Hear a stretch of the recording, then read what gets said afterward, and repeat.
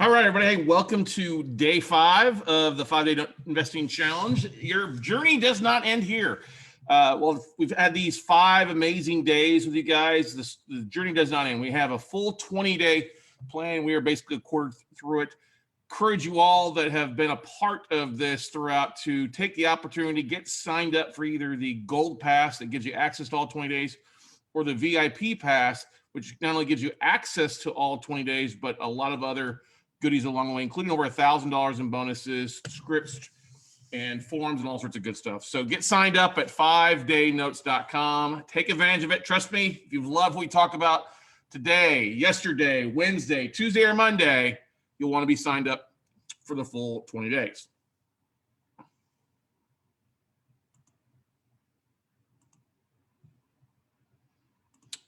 All right. All right, everybody. Well, hey, let's dive into our 5th day on finding deals. This is a tactic that I've used a lot. I used this tactic very early on in my note investing career. And actually, I'm going to give you a double bonus tonight on the commercial side. I know that a lot of people are looking for commercial notes. I believe commercial notes, and actually are already starting to see this, not just believe it, I know it, that we're already going to see a lot of commercial debt hitting the market. So now I'm going to go through just one way of finding notes, a Scotsman guide. I'm going to give you a bonus second way of finding commercial notes. But anyway, as a note broker, a mortgage banker, a mortgage broker back in the days, there's a tool that we used called Scotsman Guide. Now, it's not named after me. It's Scott with 1 T, but scotsmanguide.com. I encourage you all to go there and check it out. And what used to be, I used to kind of call this the ESPN mag of mortgage lending. Now, if you don't know what I'm talking about, ESPN, the magazine, is this huge, like 18 by 18 magazine. I mean, it's ridiculously, it's about 2 times bigger than your normal magazine. Well, Scotsman Guide was a lot like that. It was literally like a Yellow Pages Rolodex for us every month to see what kind of interesting lending programs are out there. It's put on in the mortgage industry. People would be advertising their special lending loan programs on residential and commercial notes. I think it's a great source for finding commercial notes because you're able to find lenders and programs for new types of loans, specific asset classes, things like that. Now, what's great is a couple years ago, they went to a free online version for both the residential and commercial side. And tonight, we'll talk about how to using the commercial side. I don't think you want to really use it for residential stuff, but you can. It does come in handy, and we have used this multiple times before for finding note deals from lenders who are still providing funding on a variety of asset classes, okay? Now, we talked a couple nights ago about Lane Guide and how to pull a list of asset managers from Lane Guide on commercial notes by looking at commercial assets, apartments, multifamily, self-storage, that kind of stuff. It's gonna be very kind of similar to what we do tonight with Scotsman Guide, okay? Now, what I like to do when I'm looking for specific asset classes, or I have an investor or a buddy of mine, like, hey, I'm trying to track down how do I find these types of deals. You always want to go after those lenders that are originating loans in today's market, okay? Now, you can also use it to find out lenders who are providing warehouse lines. This is coming really handy for finding, mortgage bankers in your local communities that have a warehouse line with a larger bank, especially right now. If they've originated some loans, they probably have some stuff on their books they're looking to get rid of. I used to use it before for non-prime lenders or subprime lenders, but the non-prime side, the Scotsman Guide, when there used to be 58 to 100 plus here, that's gone away. It's no longer part of a Scotsman Guide now. They just took it off. Not like it became its own thing, but as the market changed and the market tightened up a little bit here, they went away. And it's pretty easy to use. It's pretty self-explanatory that we'll dive into and show you how to do it in a second, okay? Now, if you're looking at, it's really when you go to the commercial side of this, it's going to ask you for prime commercial and apartments. What I like to recommend, because apartments are obviously the hottest thing out there, is you want to run some lending scenarios with your typical numbers in the state that you're looking to buy. So I would run a search like, hey, average apartment complex purchased in the last 12 or 24 months to get a ballpark number for it. Now, this will give you an idea who is still lending, and most of these are going to be portfolio lenders that have some of these types of lending or these types of loans on their books still, okay? It'll give you a list, and it won't be the hugest list. Some will be bigger than others, but I like to contact the different lenders provided, either reaching out to them and asking for their wholesale desk or asking for their portfolio manager or their special assets manager. All right. Very similar script to what we talked about last night and beforehand. Okay. Now, before I dive into the bonus lesson, I want to show you kind of what I'm talking about here. So I actually pulled this up already because I just messed around with it a few minutes ago. So we go over to, here we go, Scotsman Guide. And let me just start at the beginning. So go to scotsmanguide.com. There you go. And you look at residential, commercial, mortgage banking. We're going to click on commercial. And then you have prime commercial. Now, if you can see, make sure you can see, yeah, make sure you got my screen. You can go prime commercial, construction, hard money loans, multifamily. Okay. On the prime commercial side, you just want to share with what's there. So this takes you in here to enter in your kind of lending category. All right. And the property types they're looking at: agricultural, entertainment, rec, hospitality, industrial, land, lot, medical, healthcare, mixed use, mobile home, manufactured home parks, office, religious, residential income, residential subdivision, retail, and special purpose. Okay. That's pretty good. And then you just put in the property status and go back for it. So let's go to the apartment side, because I know that's one of the things that one of the most dominant questions I get from everybody is multifamily. Can you have any multifamily notes? All right. So if you go in your property type, select and then just pick it. So you're looking for apartments, property status. They have a whole variety: owner occupied, non-occ, 75% leased, in distress. Let's do that in distress because that can be a very popular thing. Borrow, we'll just say LLC. Okay. Location, we'll say Texas. Purchase price, let's just say 5 million. And let's say we've got a down payment of, let's say 30%, which would be 1.5. Okay. And the apartments will just say walk up. Okay. Hit search. Now this will give us 11 results: Money 360, Archway Capital, Kennedy Funding, Lentera, FMC Lending, Gelt Financial, CMN Funding, Ajax Funding, Lument, Whitlock Capital Group. Okay. Sable is the last one. And you see that these 11 are pretty common across this. If you run searches, you'll see a variety of these: 5, 11, sometimes more, sometimes less. Okay. But this works really well if you're a commercial lender or commercial broker, because you can find programs that are available. All right. Now, just basically click on the profile or click on the contact. The contact basically is just a contact form, but I would basically take their information and then go find their website directly and reach out to them from there. But that's the first thing that I would do. And that's such a great thing for you to look there. Now let's change it up to a different, let's change a different state. Let's say California.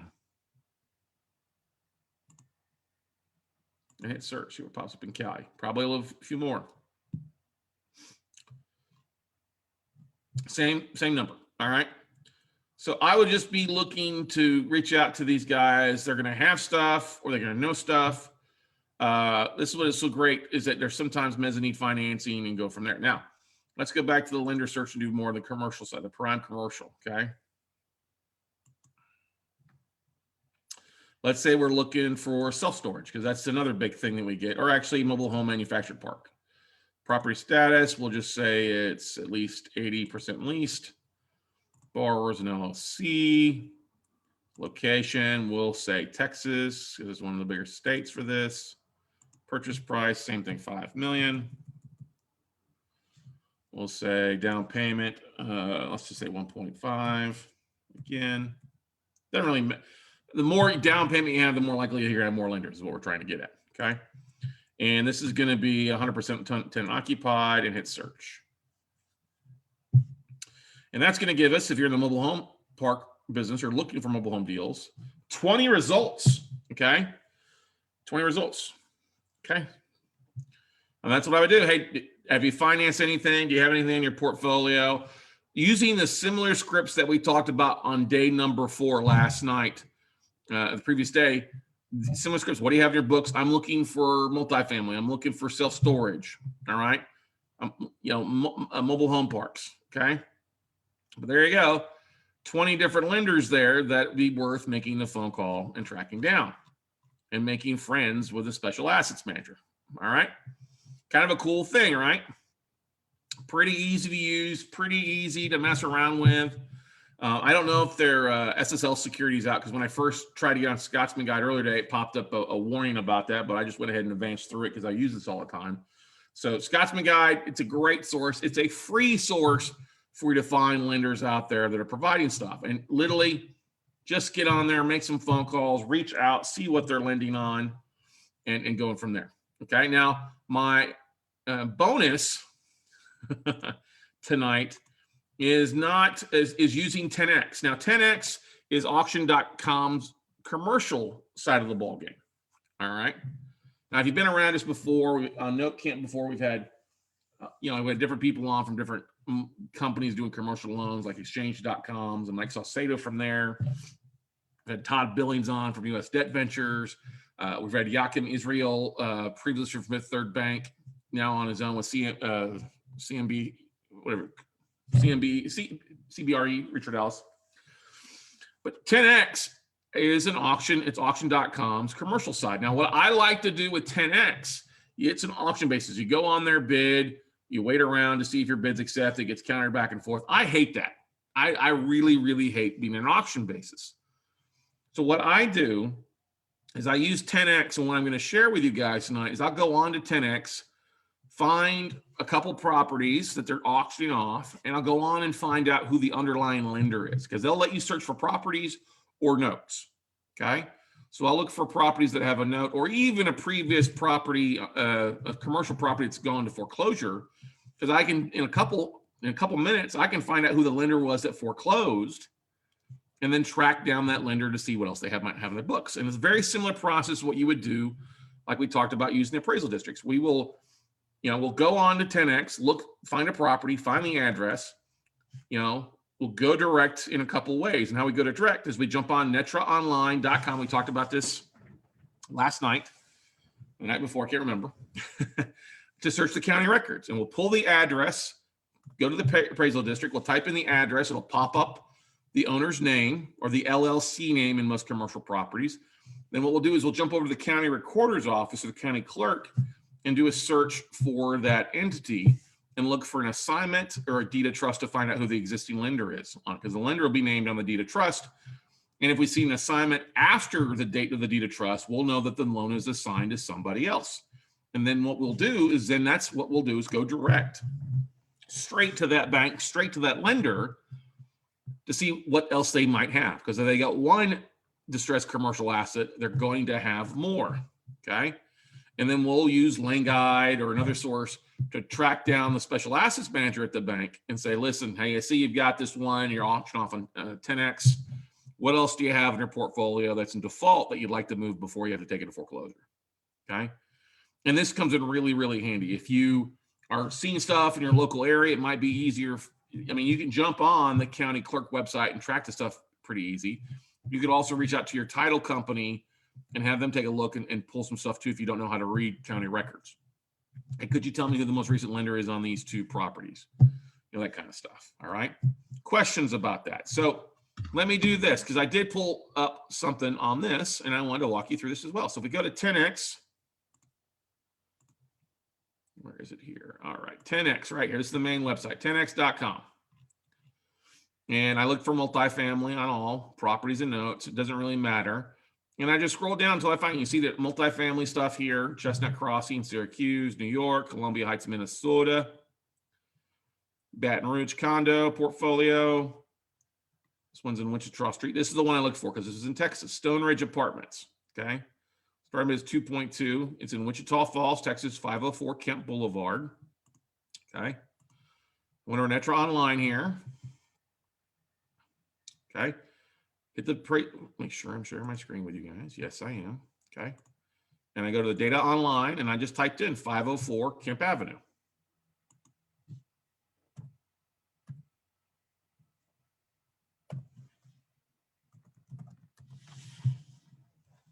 Kemp Avenue, Kemp Boulevard, sorry. Let's see here, to your real property, 10.6. So basically, Stone Ridge Community LLC. Okay, that's great. That was October of last year. So this is basically, yeah, you can see it's going on this one here. So that's what I'm looking for. The owner name is Stone Ridge Community LLC. Now I'll go over to the appraisal there, not the appraisal district. There's the appraisal district, but you see, yes, type that in Stone Ridge Community. That's what I click on there. Now, if I go back over here to, that's not the CAD, but the county clerk online, there we go. I had to pay to, I had to get logged into here. Oh, it's logged me out. All right, so let me see if I remember my login from earlier today.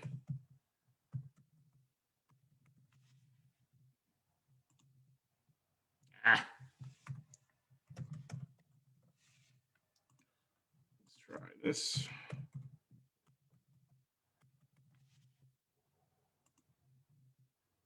It's not letting me in. Okay.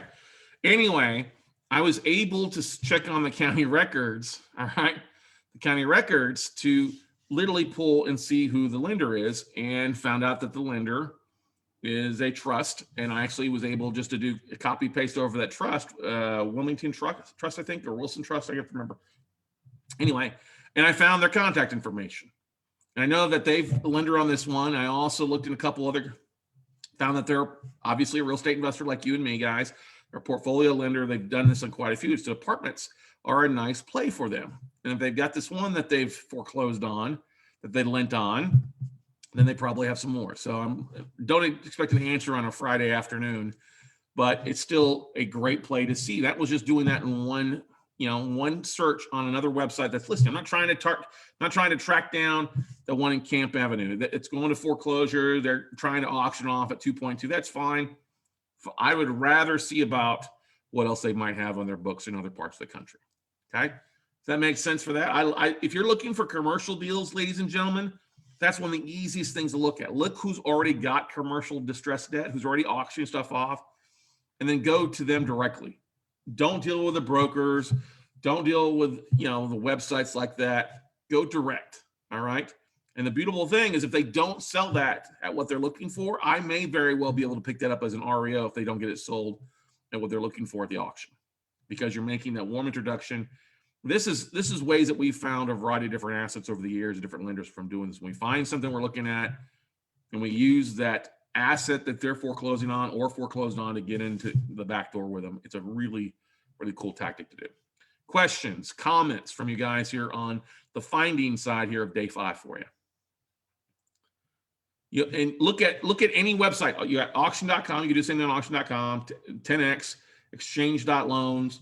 Anybody that's got like a commercial list, you could look at DebtX if you wanted to, or Mission Capital. But most of those companies, lenders that are on there, are big time, and they're not really moving stuff. They're already set up with DebtX.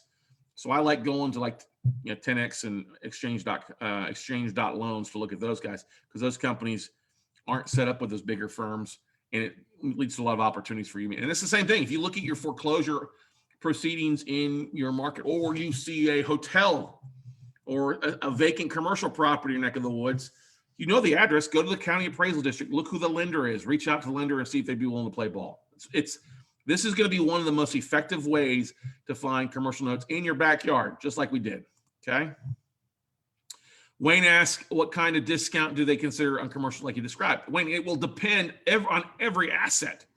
Every asset's going to be different on where it's at. And that's part of what finding out. If it's operating, if it's vacant, is it closed?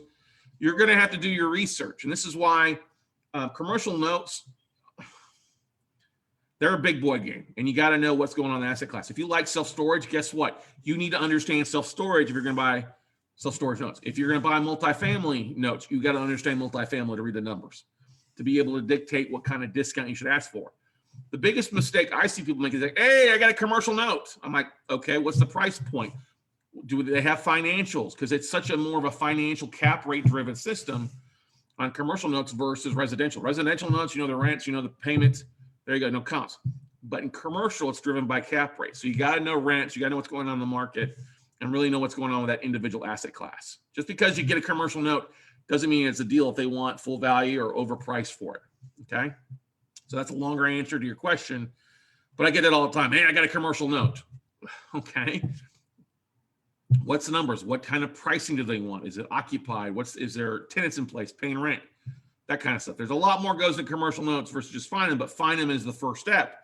And then what I would do is align yourself with a team or somebody who's working. Like I've got a buddy of mine who does a lot with multifamily. I got quite a few buddies. Everybody's got a buddy doing multifamily, but I got a good buddy who does parking garages and mobile home parks. So anytime I come across one, I can get that information and then I run it by him and we can partner up on those deals if it makes sense. If it doesn't make sense, then we move on, but I don't have to waste my time trying to find out what makes sense. I get pricing, try to get as much financials as I can to put a package together, and then we explore it and go from there. The thing about commercial notes is that they take a lot longer time frame to work through. You're not going to close on a commercial note in a week, right? It's more of a process, and you got to know what to ask. You got to know what to look for. But the first thing is finding it, and then let's talk about what type of asset class it is, okay? If it's vacant and empty, okay, what can you do with it? Like I saw on 10X, there's some closed medical office or medical storage. First thing I do is make sure, okay, why are they closed? Did they burn down in California? Are they closed because of COVID? What's the situation behind the asset? And then you need to do some due diligence on it. I pulled that up on Wichita because it looked like an operating apartment complex, okay? David asked a question. Did you say that if you couldn't get a note from the lender that you'd then possibly get an REO from them? Yeah, in some cases, when you're reaching out to try to buy the note, the bank may already be so far along in the foreclosure process, they may not want to do it. They might want to just go ahead and try to sell it as an REO. And then if they don't sell it as an REO, your first in line, if you still want to buy that asset, you're first in line to buy that as an REO. Make sense, David?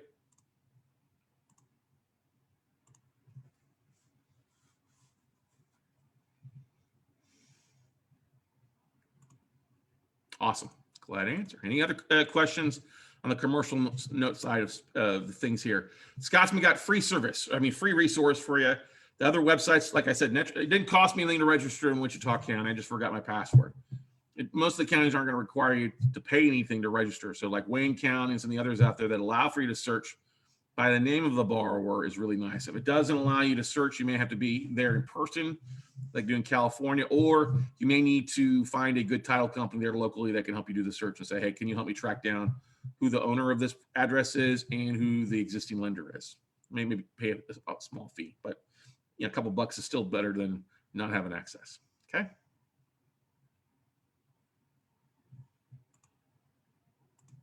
All right, let's go on to the funding side here Friday night. I love having a Friday date with y'all guys. It's so great.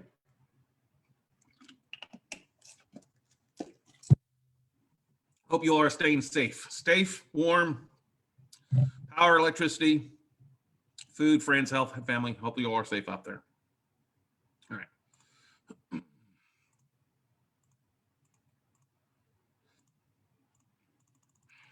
Pull this up here. Just a reminder, we're going to be going through a lot of stuff over the next 15 days. Some of the ways we've used deals to find on LinkedIn groups, Facebook groups, other conferences we're talking about a little bit on finding deals, other note buyers, note platforms, and a whole variety of things here over the next 20 days. So make sure, take the opportunity to get signed up for either the gold ticket or the VIP ticket, either 99 bucks or $2.99. And you can do that by going to 5daynotes.com and just scrolling down, and you can buy your ticket directly right there. All right, so let's do this. Whoops.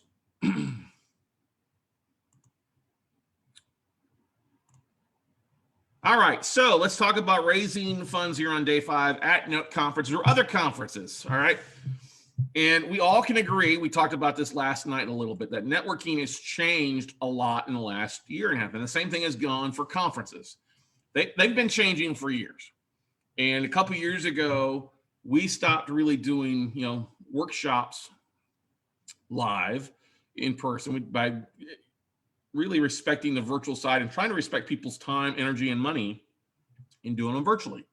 Now, if other conferences, they didn't go have a virtual route, they're out of business and may not return. You have to really understand that there's still a lot of opportunity in attending conferences, but you don't necessarily have to pay the ticket, have to show up, have to spend time in front of your computer, or fly out to the places. There are ways that we are leveraging technology and some cool things to help us raise capital, connect with people by not attending an event, okay? We now know, obviously, that almost every event has a Zoom opportunity or virtual event side of things. So you have to embrace this. Yes, I know a lot of us are tired of Zoom calls. We're Zoom fatigued, as they say it, tired of sitting in front of your computer. But the more you can have interaction and the more you can maximize and make the best use of your time, the better off we see. Now, one of the things that we got creative was that we got tired of going to conferences and seeing the same people speaking. I mean, it would be the same lineup, the same attorneys, the same note people, including yourself. Myself, I was like, no, look, it's the same lineup. I just spoke. I would love to, but I want to make the best use of my time as well as those that are attending. Now, here's a couple tricks. If you're looking at attending events here in the next few months or in the next year or two, reach out to whoever's promoting the event. Say, hey, what are the keywords or what's the hashtag that you use in the event, like Note Expo or Note Camp we use for our mid-year event, or IMN or TCL, whatever they're using, what's their hashtag or keyword they're using in their social they're using. Now, I like to go back when I see an event going on. I have every major conference on a calendar for me, on a schedule. And we look to see, okay, is it virtual? Is it in person? If it's in person, what hotel are they going to be at? And what's the one or two keywords that they're using? And what we do is I'll have my VA the week or the weekend of, the days of, or the day after the event, and they'll go online and start tracking people that have posted the social media posts, and she will connect with them. Okay. Now, some cases, like IMN.com was notorious for listing the attendee list.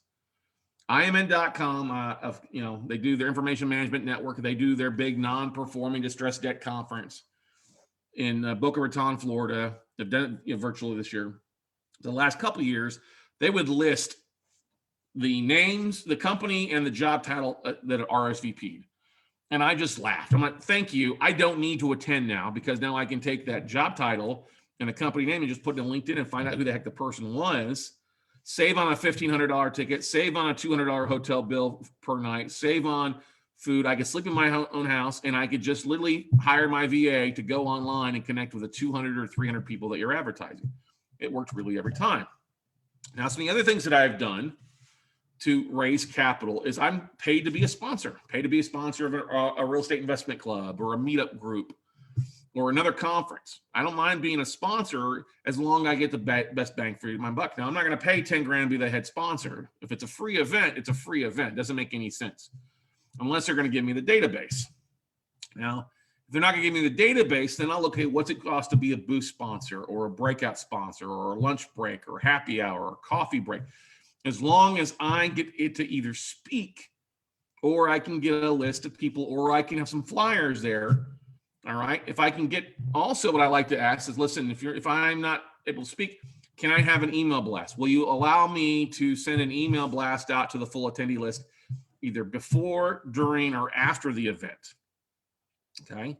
And a lot of times they can throw this in for free for $500 or something like that, or we'll do a Zoom call or a webinar afterwards. Okay. Now, I'd like to get speaking sessions. Okay. A lot of events are bringing on people that want to just give content. And that's totally fine. I'm glad to give content. But if I'm doing a speaking session, I'm going to make sure and have some sort of opt-in that I'm offering up. Like texting something, or give your business. I'm going to give a giveaway. So give me your business card. One of the things that revolutionized my business early on is about, it's about 2014, 2012. I was speaking in Las Vegas at the Noteworthy convention. At 800 people at it. And I had a breakout room, and it was just content. I wasn't offering up anything for sale. I was just talking about some of the biggest mistakes casino investors make. And I had a giveaway, and I had everybody throw their business cards into a bag. Okay. Well, I had 200 people give me their business cards. And then I also commented on a couple other things about marketing and things. And I had a bunch of people give me the card.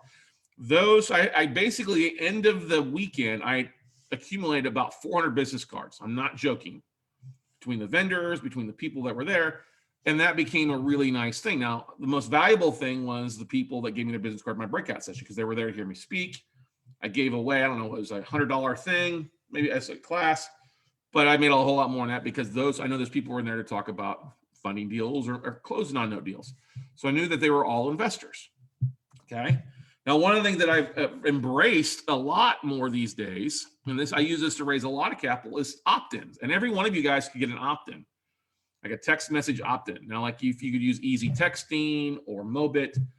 One of the things that I've used for years, every time I go speak in front of an audience at a RIA club, a meetup group, or things like that, I'll offer say, hey guys, if you'd like to, if you just pull out your smartphone and text the word notes to 72,000, I encourage you all to do that.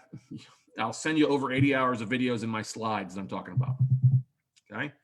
And so people, I'll usually get somewhere between 25, 35. I've had as much as 50% of the room text notes to 72,000. And once they text notes, I have their phone number, their name, and their email address. And I know, depending on what they texted in, I know they're looking for deals. Okay. And their potential funding sources. So these days in the world of virtual stuff, you've probably seen this happening. Another one's, text the word notes, text the word deals, text the word funds, text, whatever, text the word book to 47, 47, 47, whatever it might be. Okay. Text the word notes to 47, 47, 47 is another one I use. Okay.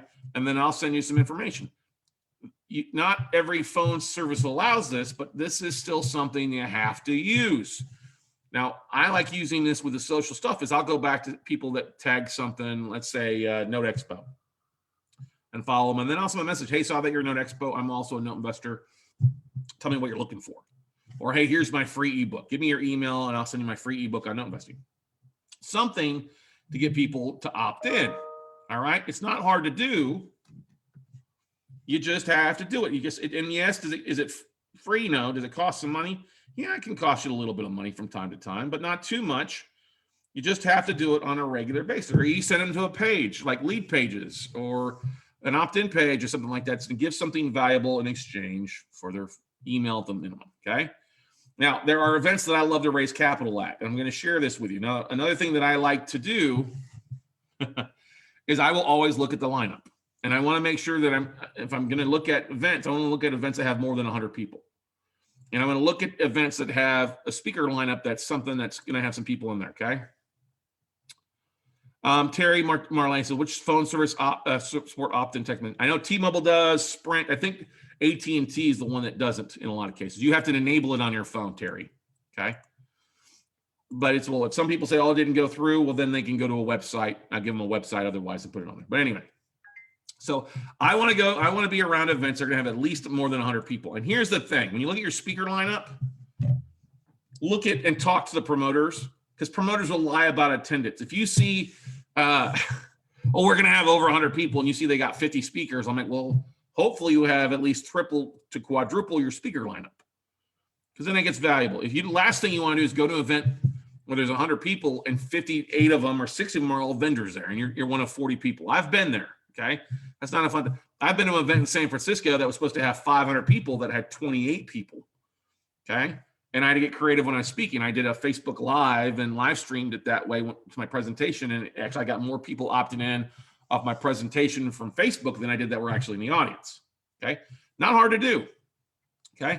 But anyway, big events. Here's the thing. Instead of you buying the ticket and taking time away from your family, you can actually geo-target people within 2 miles of the hotel. This is if it's a live event. Okay. So like, let's say it's taking place in Phoenix, like the Noteworthy Summit this year. It was taking place in Phoenix, and they had another one that take place in Orlando, I believe. Or anyway, the one in Phoenix, I know the dates. I found out the hotel because it says it on the website, the dates in the hotel. So what I do is I go and I'll pay $20 per day to run an Instagram image on Facebook and Instagram with something that's going to be very attractive to people attending. And I can make it, what's so beautiful about Instagram is I say, okay, here within 2 miles of this address, and put the address of the hotel, and I'll run an ad for 5, 10, 20 hours a day from the day before the event through the Sunday or the last day of the event. And I'll get people to opt in. Hey, here, follow my podcast, or hey, check out this deal, or hey, you're looking to raise capital, we'll fund deal. Whatever is going to be hot and attract attention to those that are attending. And I only do it within 2 miles because a lot of people will stay with friends or hotels around the location. Anything out besides 2 miles is too much. Now, I actually did this as well. I ran a real estate ad around the playoff game for the Houston Rockets versus the Golden State Warriors a couple years ago. I ran around 5 miles around Toyota Stadium in Houston. I got a bunch of people that opted in to my thing, but they weren't all really good stuff. There was some good ones, but that's the beautiful thing is if there's a location or something that's drawing fans, a concert, a race or something like that, look at what's going on in your community and mess around with it. $20 for 2 days, that's $40. That's a whole lot cheaper the most tickets and everything airfare. And I do this, they can run multiple things per day on different events across the country, and it leads to a lot of creative opt-ins. Now, if you're looking for specific conferences, you've got Eddie's Note Expo, you get IMN conference taking place when they do live, usually out in Florida. Noteworthy is in Phoenix, and I think in Orlando as well. Papersource is out in Vegas. You can't do it for Note Camp because Note Camp is not a live, it's not an in-person event, it's a virtual event. So this won't work for virtual. Now, what would work for virtual is looking to see who tags, what tags are they using, and to follow those tags on the socials, on Facebook, LinkedIn, and Instagram and Twitter, and then following those people. Okay, now real estate's a great thing to look at. You look at some of the bigger firms here in Austin, Texas is the home of Keller Williams. So they have their family reunion everywhere. So always keep track of where they're going to host their family reunion. National Association of Realtors always has a big conference, either in different parts of the country. The 5-Star Convention, which is put on by DS News, is in Dallas here in a couple months. The Mortgage Bankers Association, National MBA, was in Austin here last year. The Western Secondary Market is often happening in San Francisco or Vegas. You could also look at like Pitbull Hard Money Conference. They'll have 100, 200, and they rotate 2 or 3 times a year. So find out what hotel or location they're going to be at, and then geo-target people with the interest of real estate within 1 mile or 2 miles of that location. And then if they're on their Instagram account within a couple miles of that location, when it pops up, or Facebook, your ad will show up, and it's a really cheap ad to run. One of the best things that I love about this is we went to Hawaii a couple years ago, and we're sitting in a hotel, and I'm on Instagram just flipping through some things, waiting to head out, and up popped this restaurant. This old resort or this old plantation restaurant in Maui. I'm like, wow, that looks great, that food. So I literally clicked on the link and was able to book a reservation right there and opt in. I was like, this is great. I got to do more of this. And that's one thing that I've been using. This can be, like I said, this can save you a lot of money. You can run these ads while you're out doing stuff at your own without having to attend and show up. Okay. Now, yes, nothing beats showing up and pressing palms and flesh, but if you can't do that, can't afford a sponsorship of 500 or 1,000 or $5,000, then $20 per day or $10 per day are a much bigger thing for some quality people. And there's other marketing conventions that we do a lot of stuff to connect with other people in the podcasting range or other stuff. And you look at the Traffic and Conversion Summit that takes place in San Diego the last couple of years. Funnel Hacking Live is a big thing by ClickFunnels that's taking place in Nashville here in a few months. Podcast Movement, that's also taking place in Nashville here this year. It took place in Dallas last year. Podfest takes place in Orlando every February when it's an in-person event versus virtual. So I run specific things for each of these events throughout the year without attending, without taking time away from my schedule. And my budget, like I said, it could be $1 a day, $5 a day, $20 a day. It varies, but it's a very effective use of my time and money. And most importantly, I get to do what I want to do instead of hanging out. Okay. Questions about this? Pretty easy to set up. If you Google geo-targeting with Instagram, geo-targeting with Facebook, there's videos out there to help set you up in doing this. It's such a simple thing, but it's just absolutely brilliant to target the right type of people. And the idea here is once you get them to opt in, if they click on your link or they subscribe to your whatever you're providing, is it's a pretty easy play like you would anybody else. Okay. We send out a hello email. We'll connect with them on social. Okay. Hey, thanks for opting in. Here's your free report, or here's your presentation, or here's my list, whatever we provide. Okay. We send out a hello email and we connect with them on social. Okay. I add them to our newsletter or weekly email blast for Note Night in America, because Note Night in America is often one of the things that we're advertising for people to join straight to the Zoom link. All right. We'll often do a deal of the day, deal of the week, deal of the month. You guys could all do the same thing. Do a case study of the day, case of the week, case of the month, whatever it might be. Case study videos. Hey, check out our most recent case study on this deal. I like to make them opt in before I send them the link to the case study. Whatever you're doing, once they opt in, you get their name and email and or phone number, put them into your drip marketing, your weekly emails that go out. If they unsubscribe, they unsubscribe. But guess what? If you say hello, you add value to their lives, they're not going to unsubscribe until you start wasting their time. Okay. And if you really want them to stay, just pick up the phone and call them individually. That's still the number one thing to get them to stick around. Pick up the phone and and be, not just act, but be genuinely interested. Hey, what are you looking for? What are you trying to do? Tell me about yourself. Just have a conversation. And if you get one person that opts in from an event over a weekend, guess what? That one person is well worth it if you spent $50 or $100. The financial side, there are companies out there that are paying $51 a lead for clickbait and stuff like that. You don't have to spend that much. I don't do any Google keywords. I do this geo-targeting opt-in stuff, and it works really, really well. It's basically selling yourself without having to do the selling. And these people, they get to know you, they like and trust you, they follow you along. They're probably not going to fund anything immediately, but if you stick with them and continue to feed them good information and educate them what you're doing and build rapport that way, guess what, ladies and gentlemen, this is going to be some of the easiest private money you've ever raised. Okay? Because eventually, like, hey, I like what you're doing. I like your deal. Hey, do you have anything you're looking to fund? Hey, I got some money for my IRA or my 401k that I need to roll over. What can I do? All right.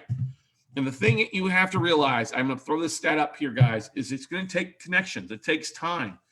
80% of sales, and you're selling your deals, selling yourself, are made on the 5th to 12th contact. So don't be afraid to connect with people, to touch base with them, not just in one post, but hey, how are you doing? What's going on? Let's connect. Let's talk. Here's my website, whatever. Raising funds is all more so about marketing yourself and what you're doing. If you're not marketing, you're not really in business, ladies and gentlemen. And you can do this with a full-time or part-time job. It does not mean you have to do, and you can set up this drip marketing stuff very easily without having taken time off from your schedule. Okay. Instead of taking time off to fly to a conference, take a time off and sit on the couch, enjoy it, watch some games, let your Instagram work for you. Okay. So what questions, comments, concerns do you guys have? Hopefully this was valuable for you. I know it was for some of you guys out here. All right. Geo-marketing. Look, I don't use hardly Instagram for much else besides that. All right. It's just a valuable thing for you. It is ingenious because you might as well use a technology. You're in the 21st century, David, and everybody else out here. And Scotty is here to beam me up. And I'm giving her all she's got, Captain, to bring you into the 21st century, showing you easy ways to find deals and to fund things. It's not difficult. If you just know how to use the tools, this is what we've done for the last 13 years, ladies and gentlemen. And that's why we love so much what we're doing now. And once again, guys, we've had a good week so far. I think you guys have gotten some great nuggets out of the first 5 days. We have a lot to cover over the next couple of weeks on different ways that we're using, different ways and tools that we're using to fund transactions, to find funding. And some of these things, you'll just be like, oh my God, that's a genius. Trust me, you do not want to miss out on this. Get signed up for a gold or a VIP pass tonight. That way you're ready to rock and roll here in a couple of days when less than day 6 through 20 come rolling out. You don't want to miss anything when it comes to that. Okay. Terry asked a good question. Can you recommend a good source on the mechanics for using Instagram and Facebook geo-targeting? Here's what I would do, Terry. Great question. I would do one of two things. I would follow a lady by the name of Stephanie Lahart. She's a friend of mine out of LA. She runs a thing called Boomtown Marketing. Stephanie Lahart, Stefanie. She's done a couple of videos on this. Is how I learned it a couple of years ago, was from Stephanie. But I would also, there's a lot of social media experts out there. So if you Google, literally run a search, if you run a search for Instagram geo-targeting, geo-advertising on Instagram or Facebook, you'll find a ton of videos and a lot of great and mechanics for doing it on an individual basis. Okay. It's so freaking easy. Okay. So anyway, guys, like I said, get signed up. Love to have you on here the next few weeks. $99 for gold access or $299 for VIP option. Once again, so you see what the difference is. You'll be able to, if you're in the gold access, hey, you'll be able to stick in the Facebook group. We'll have the Friday recap calls going forward. You'll have access to all 20 days, and it's supposed to be replays to all 20 days, not 30 days. With the $299 VIP, you get live in the Zoom calls. We get slides, transcripts to the calls coming to you. We're actually going to do a one-day VIP class on this stuff with you guys after the 20 days. So it's a chance for you to get caught up. We'll spend a time on these, both half the day on funding, half the day on finding, and do a recap there for you guys. We also get the sample forms we're using on things we're talking about. And then you get 3 special bonuses worth $1,000. With the first bonus, drum roll, first post, being a ticket to our virtual workshop taking place to 26th to the 20th. It's our 3-day workshop. I know some of you guys have taken it before. It's normally $5.99 per person there for you guys. That's the first bonus we're throwing in there for you. Okay. The VIP class is the second bonus there. Normally $5, for a special class that's on that as well too for you. Got a couple more coming, and we'll roll those out as we share this stuff. But guys, take advantage. Go to 5daynotes.com. Get signed up directly for the class. Okay. Stephen, Carmen, if you are a WCN member currently, yeah, it's already included for you. Okay. So good to have you be a part of it. Question here. So Friday recap call. So what we'll be doing Friday going forward on those is, I know you guys probably can't make another 2 weeks or 3 weeks of 7 p.m. calls. So what we'll be doing is I'll be sending an email out with the 2 videos I'll be talking, and then Friday evenings we'll just do a recap where a live recap. Okay, here's what we talked about on Monday, Tuesday, Wednesday, Thursday. Here's what we talked about Monday, Tuesday, Wednesday, Thursday, Friday with the next lessons, with lessons 6 through 20. Okay. So basically it's a month of content for you guys. You've gotten the first week here. We've got 3 more weeks left for you guys to tap into. So get signed up, VIP or the gold access, and we'd love to have you there. All right. Any other questions before we let you go on this Friday evening, ladies and gentlemen?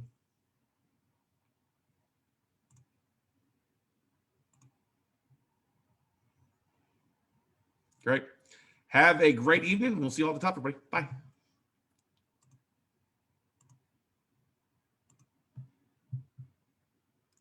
Gold includes replays. Yes, David.